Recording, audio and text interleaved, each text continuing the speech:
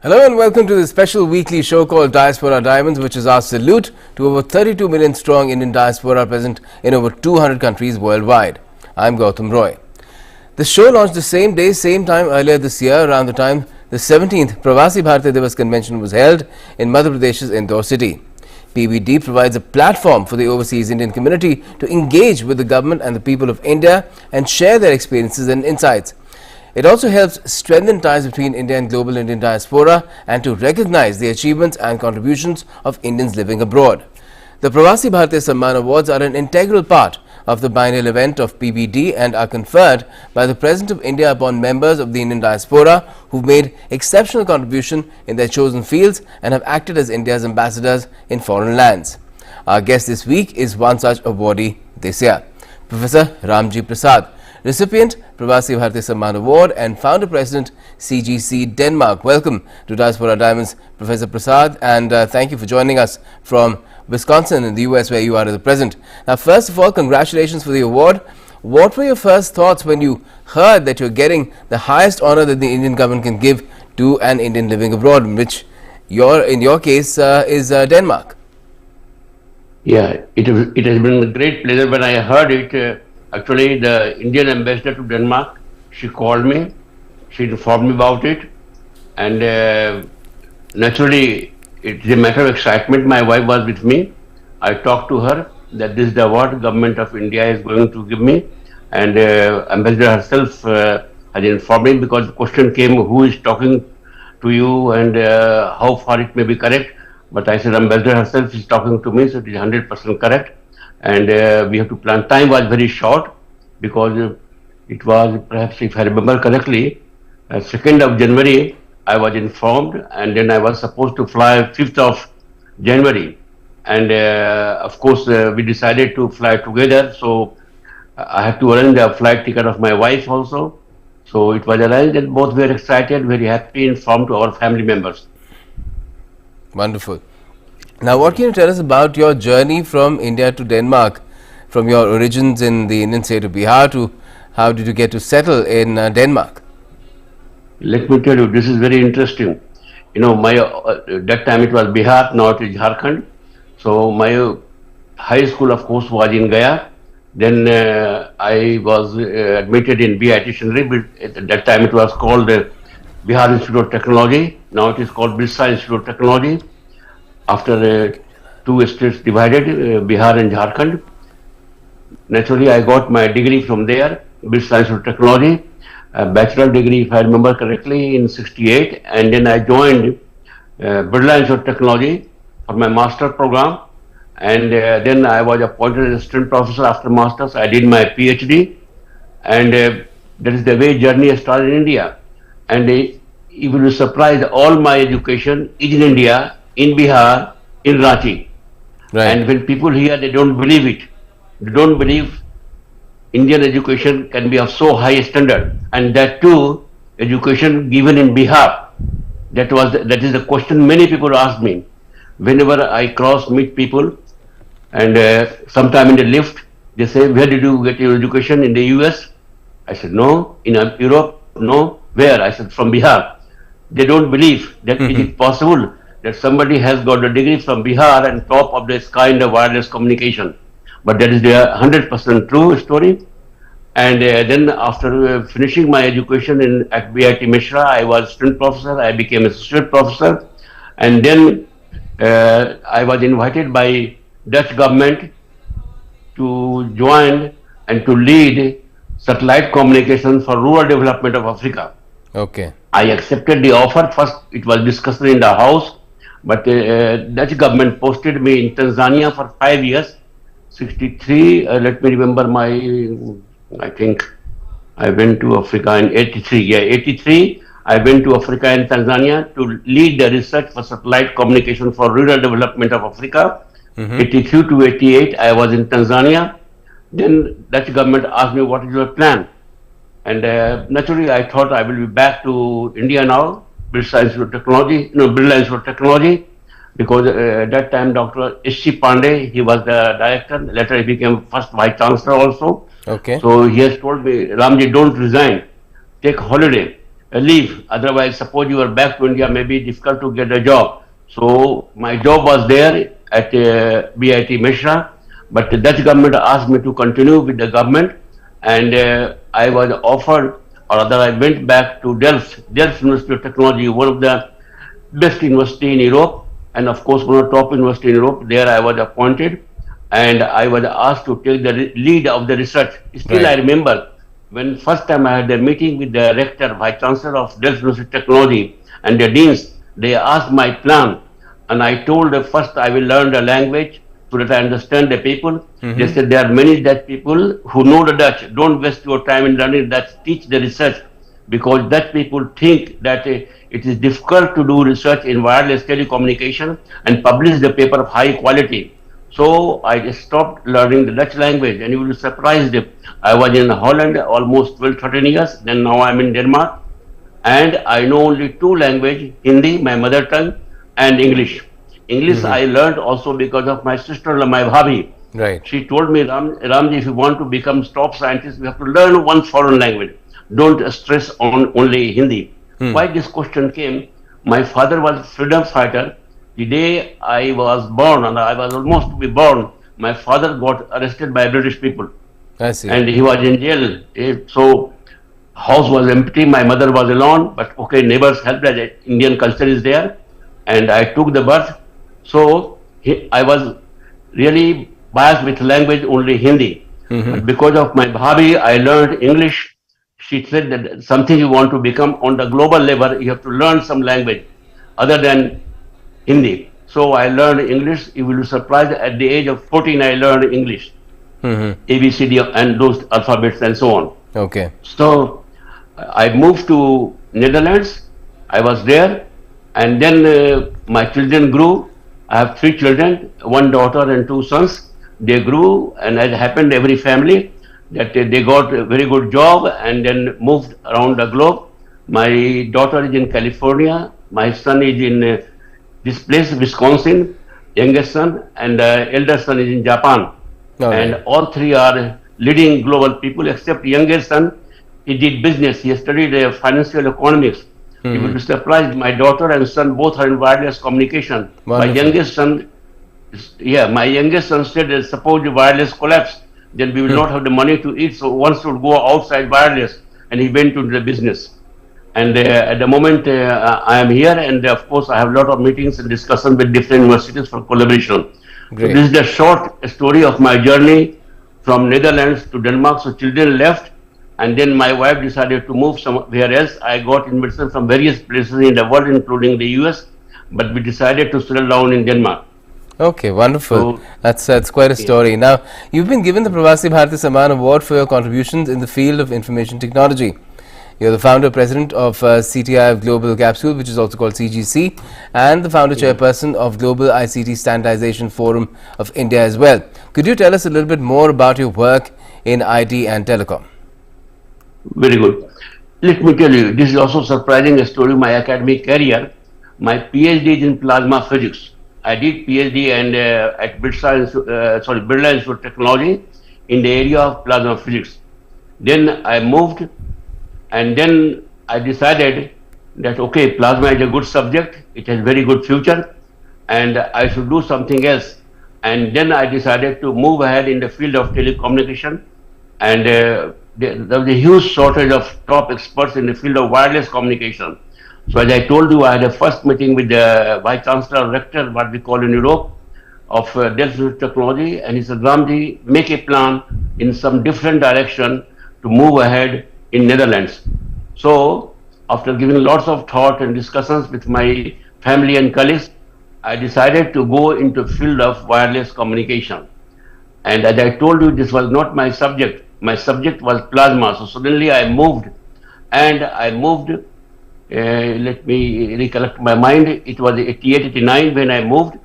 And in a short time, I became the world leader in the field of telecommunication, IT, what we call information communication technology. And many Dutch people learned from me, did PhD with me. And if you look my list of publication, the number of highest citation I have, the first book I wrote on OFDM, perhaps the first book in the world map.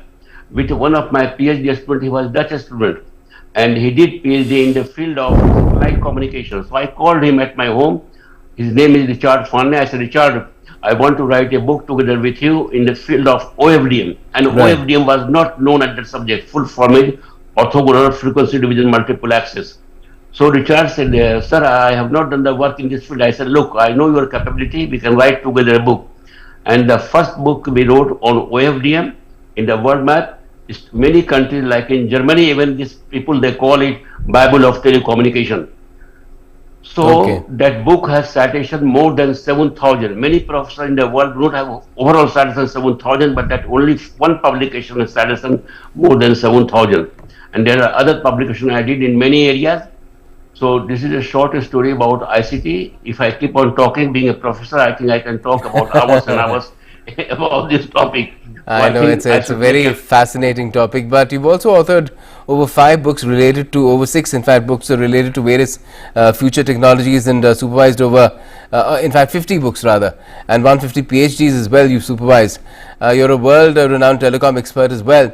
Now, where do you see both wired and wireless communication taking the world in the coming years? wireless communication.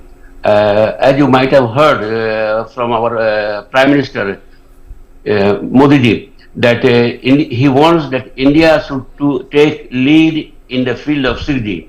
India should become number one country in the field of 6G, and I'm committed for that. And 6G, if you look my publication list, you will find already I have published 4 books on 6G. 2 books are undergoing. So by end of this year, I will have 6 books on 6G. I don't think any other professor or scientist have written so many books on one topic, 6G itself. Of course, I have written book on 3G, 4G, 5G, 6G, and one of my PhD student is from Finland. His name is Tero Pera, and he was that time CTO of Nokia when Nokia was top in the sky. And you will be surprised. He was being interviewed just like today you are taking my interview. He was interviewed by the press reporters. I think it was Finland or somewhere else. I don't remember exactly. And then one question they asked that Tero, you are talking 3G, 4G, maybe 5G. That time it was 3G time. 5G, maybe 6G. What will happen after that? He said after 6G there will be Ramjee. There is what is the meaning of Ramjee? Still I remember. Then he said Ramjee is my professor, and his name will fly in the sky after 6G or 7G. What will happen at the end? So there will be no new generations. It is the generation of Ramjee will continue in the world map. That was the statement Nokia secured at that time. Right. Now you mentioned your 6 books on 6G. The Indian government recently came out with the 6G vision document as well, and of course we've also announced investment plans for a 6G test bed too. Now, do you think India can take a leading position in the world with these initiatives in 6G technologies and in this network? Yeah, let me come to this point. There are 2 important platforms which I have created. One is the CTIF Global Capsule. CTIF stands for Core Tele Infrastructure. Global Capsule. I tell you, when I was a young child, maybe 5 years old, my sister got very sick. That time it was typhoid, as far as my memory is concerned. And doctor said she will not survive. A medicine was required to get from that time. That medicine was not available in India, from England or somewhere. I don't remember exactly. But when it came, everybody was talking capsule. She will be all right, and really she became all right. And so capsule word in my mind, that capsule can save anything. So I decided to call the new platform in terms of capsule, that it can save the world, it can make the telecommunication grow in the world. So I called CTIF Global Capsule. People ask me, why do you call capsule? This is the history behind calling it capsule. So CTIF Global Capsule, which I launched, if I remember, in 2004. And then slowly, that time I was in Aalborg University. Let me tell you, at the moment I am with the Aarhus University, but when I came to Denmark, I was at Aalborg University, and then after Aalborg, I moved to Aarhus University. At this point, I want to tell you one interesting point, that whether it is Aalborg or Aarhus or Delft, I never applied for the position. I always have been invited.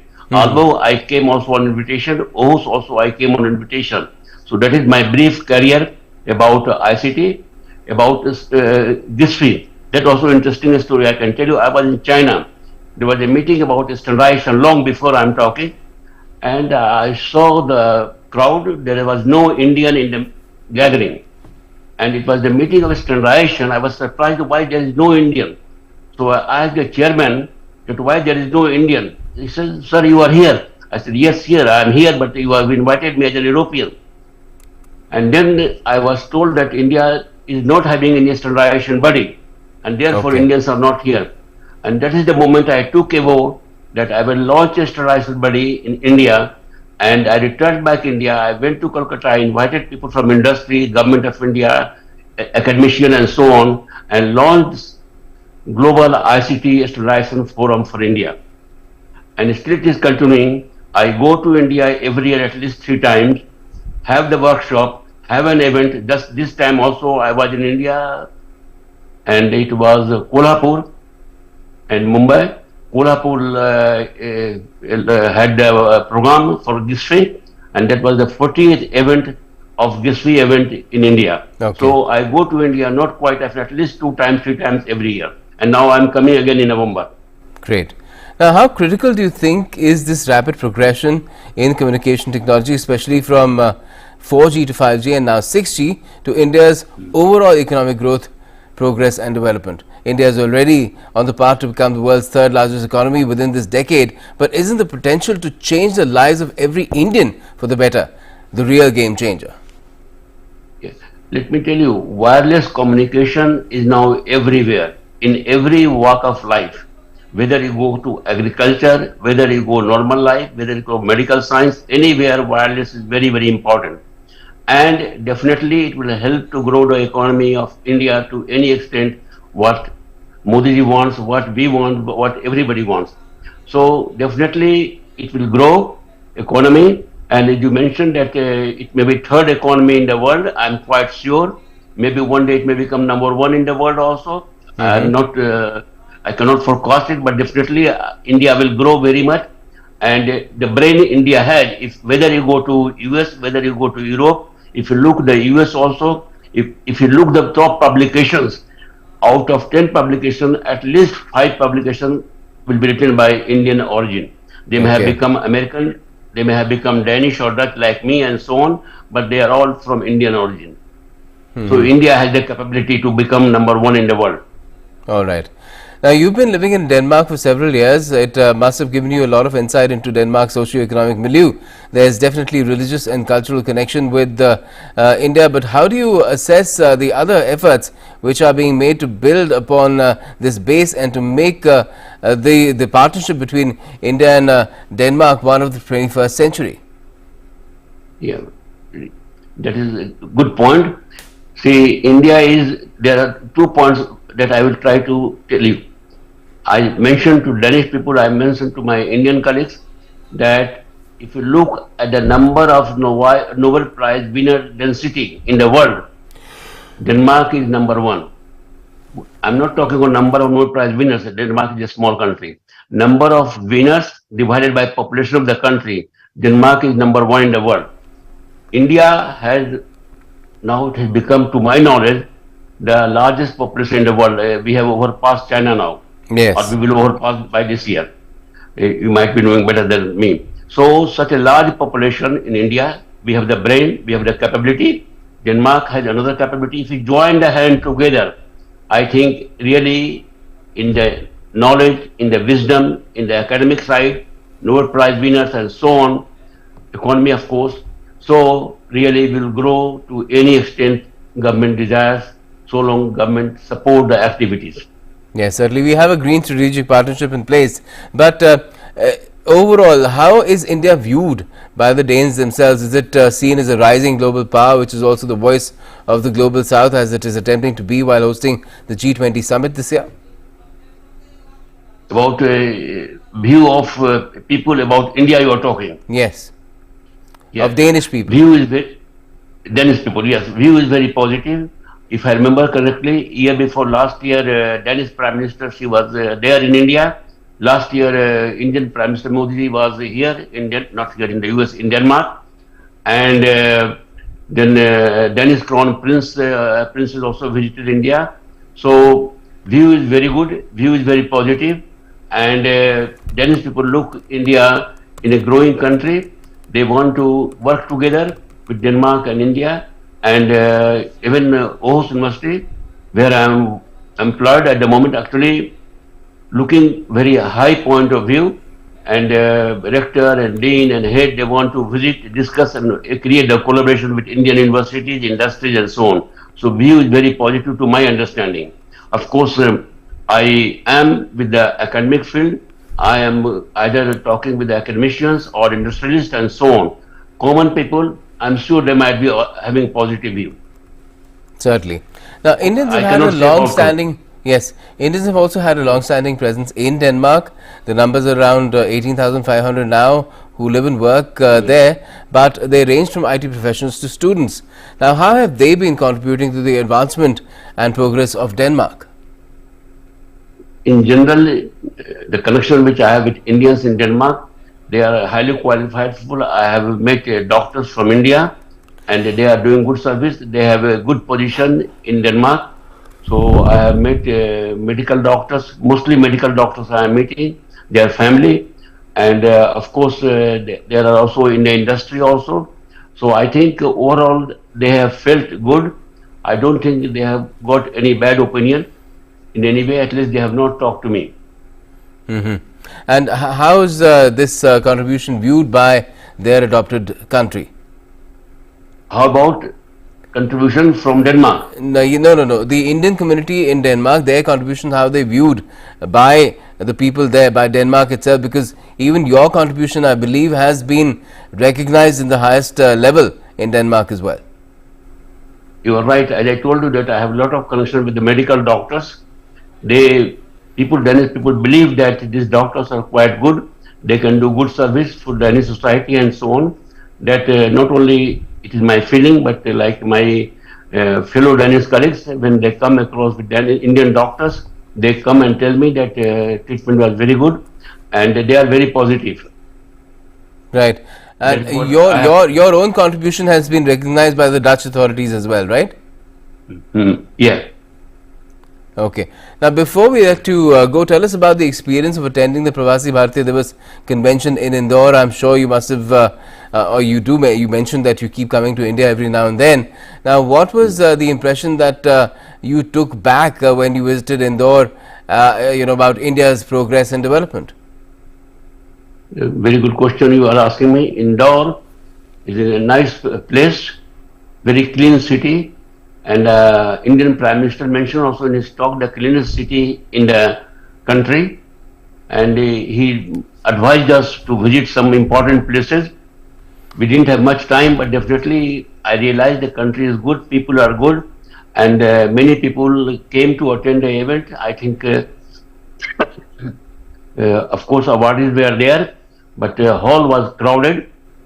I think overall, I felt very good about my fellow Indians. That this was the question I was asked by Indian press reporter also after the award, and I gave the same answer. Wonderful. And finally, why do you think this honor that you and a select few others have got this year, the highest that the Indian government can give to Indians living abroad, what do you think it would mean to the larger Indian diaspora worldwide? Very good question. Let me tell you. Let me recollect the year. Yeah, 2010. I got the similar award from the Queen of Denmark, and that award, if I remember correctly, they call what in England they call knighthood. In Danish they call. Let me see. I have written also. I don't know the Danish language. The Reader of the Order of Dannebrog. That is what they call in Denmark.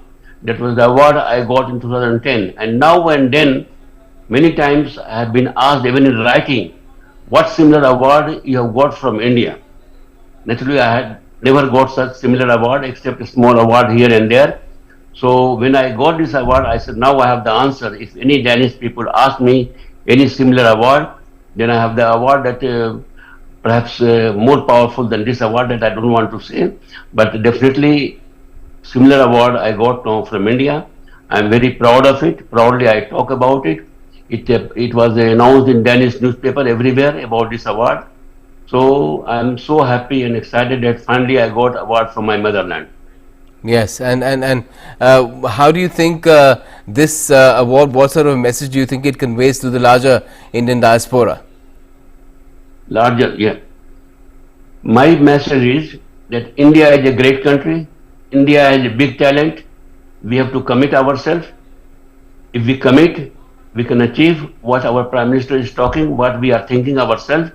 And we have to decide to bring India at the forefront of the world, not only in telecommunications, like every technology, every area of science, economics, and so on.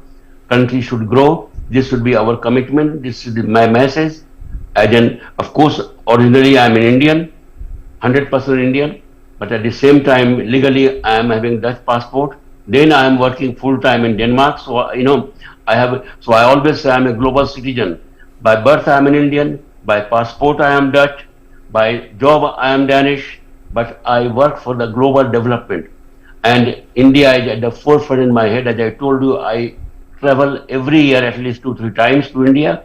So my message is, let us work together, whether we are working outside or inside India, work together, make India number one in the world. This is the message what I want to give to my fellow Indians.